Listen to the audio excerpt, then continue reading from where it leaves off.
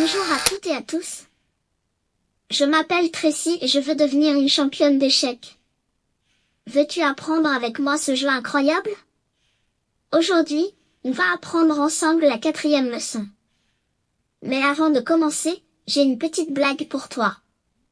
Comment appelle-t-on un ascenseur en Argentine? Tu ne sais pas? Eh bien c'est simple, en Argentine, on appelle un ascenseur en appuyant sur le bouton. Ok, je me concentre. Aujourd'hui, on va apprendre des principes de base à respecter dans une partie d'échecs. Le premier principe est de ne pas sortir ta dame trop tôt dans la partie. Pourquoi? Eh bien c'est simple, si tu la sors trop tôt, elle va facilement se faire attaquer par des pièces de plus petite valeur et donc tu vas perdre du temps à la déplacer plusieurs fois pour ne pas te la faire manger. Pendant ce temps, ton adversaire va développer toutes ses pièces et sera prêt avant toi pour attaquer ton roi.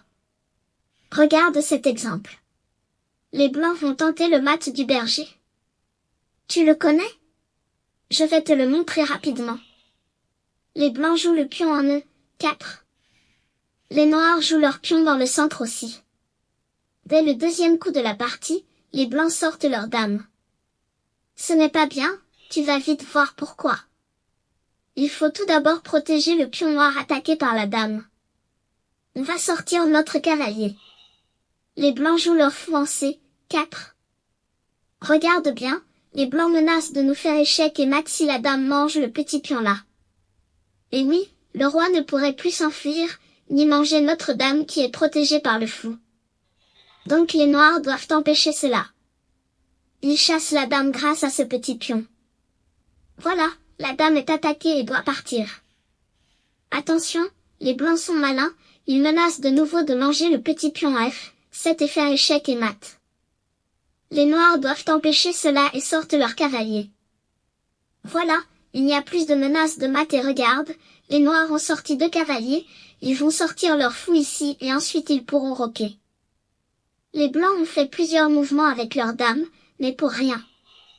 Ils ont clairement perdu du temps. Le deuxième principe pour bien jouer aux échecs, c'est de ne pas bouger la même pièce 2 fois. Regarde cette partie. Les blancs prennent le centre. Ok, les noirs font exactement pareil. Les blancs attaquent le pion des noirs en sortant un cavalier. C'est très bien. Les noirs défendent leur pion par un cavalier. Les blancs sortent une deuxième pièce dans le jeu et sont prêts à roquer dès qu'ils le voudront. C'est très bien joué des blancs. Les noirs n'ont pas bien écouté mes conseils et bougent une deuxième fois leur cavalier. Ça ce n'est pas très bien. Ils perdent du temps et bougent une deuxième fois une pièce, au lieu d'amener une autre pièce dans la bataille. Les blancs profitent de leur avantage de développement, c'est-à-dire d'avoir développé plus de pièces que son adversaire pour accentuer cette avance en amenant une 3e pièce dans la partie. C'est vraiment bien joué ça. Les noirs vont commettre une 2e faute de suite. Ils décident de bouger une 3e fois la même pièce.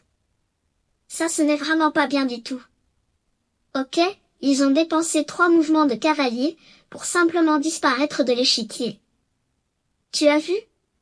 Le cavalier noir est parti d'ici, il est passé par là, puis ici pour finalement se faire capturer là.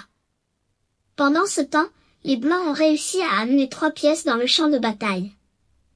Regarde les noirs, ils n'ont personne, toutes leurs pièces dorment à la maison, sur leur case de départ. Ok, c'est au tour des noirs. Ils sortent un fou pour menacer notre cavalier, mais c'est trop tard. Échec et mat.